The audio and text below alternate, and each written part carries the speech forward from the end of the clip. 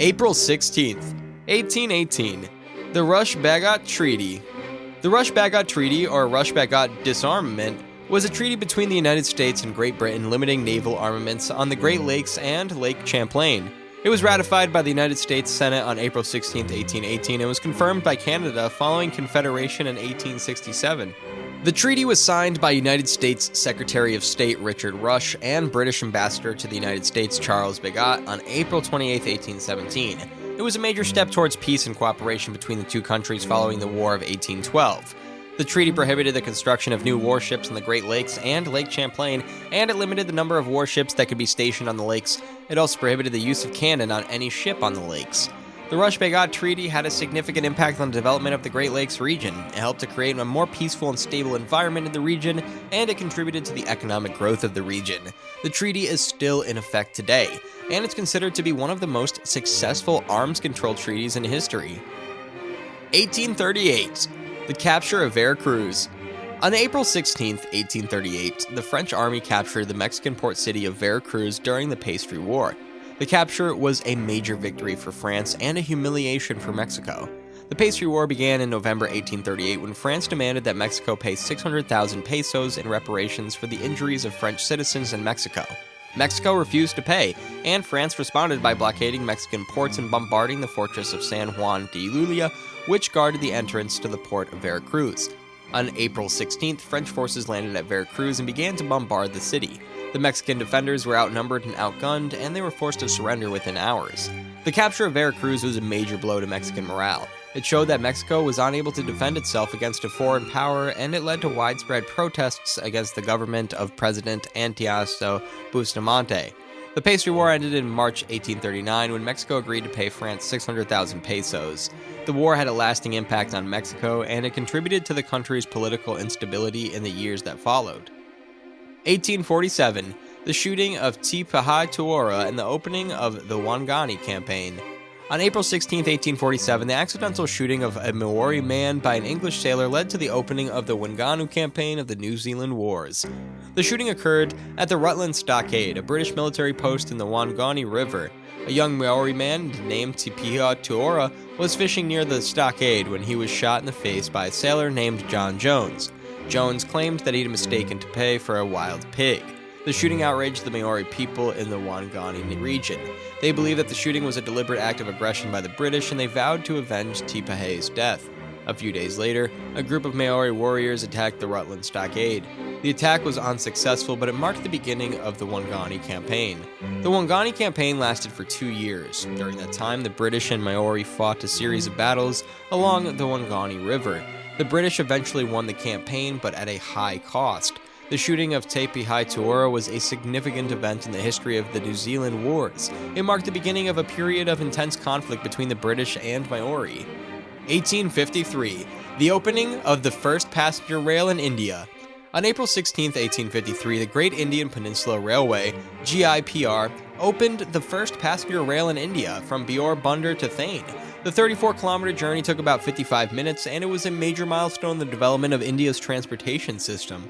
The GIPR was founded in 1845 by a group of British entrepreneurs. The company was granted a charter by the British East India Company to build a railway line from Bombay to Thane. Construction began in 1850, and the line was completed in 1853.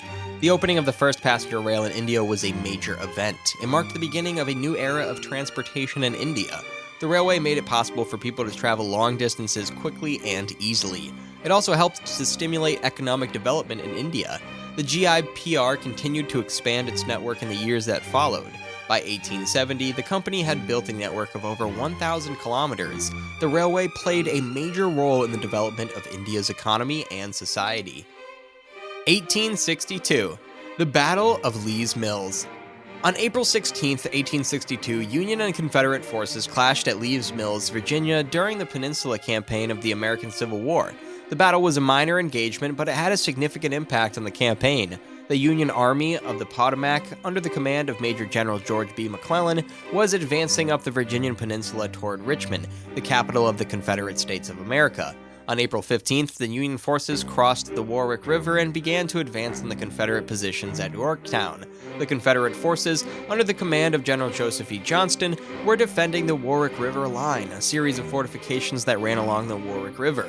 The Confederates were outnumbered by the Union forces, but they were well positioned behind their fortifications. On April 16th, the Union forces advanced on the Confederate positions at Lee's Mills.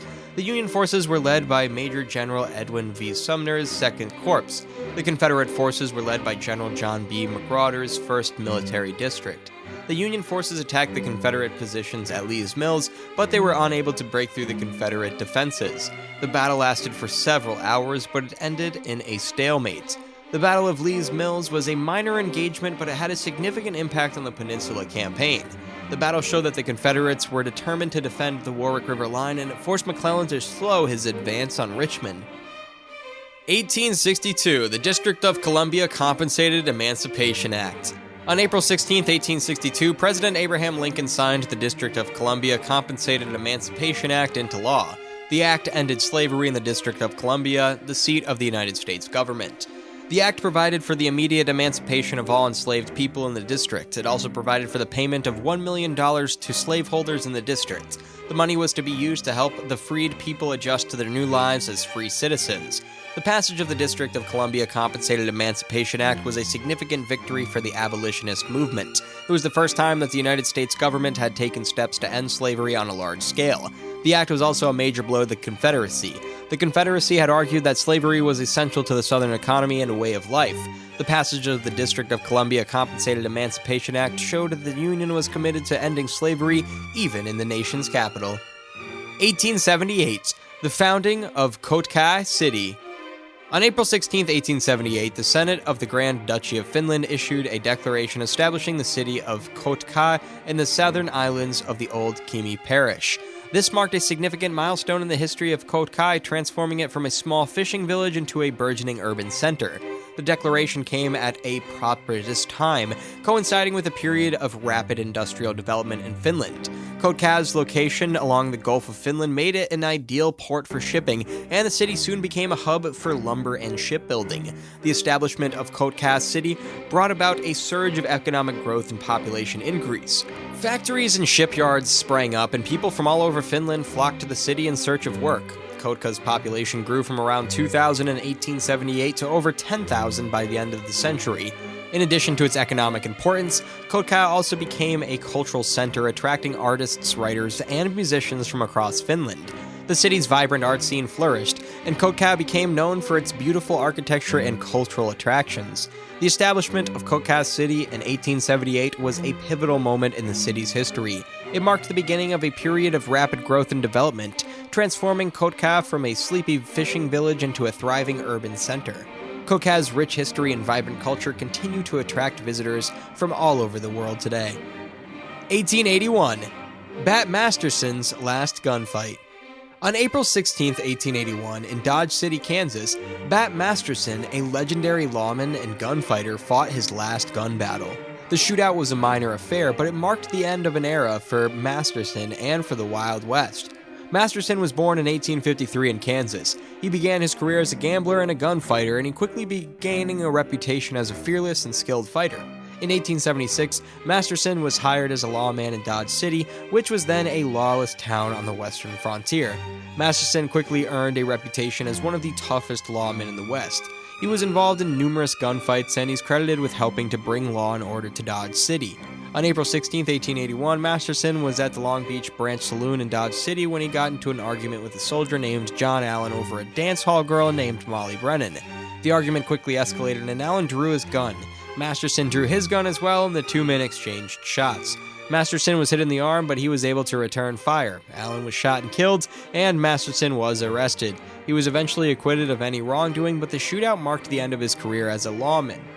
Masterson continued to live in Dodge City for several more years, but he eventually moved to New York City, where he became a sports writer and boxing promoter. He died in 1921 at the age of 67.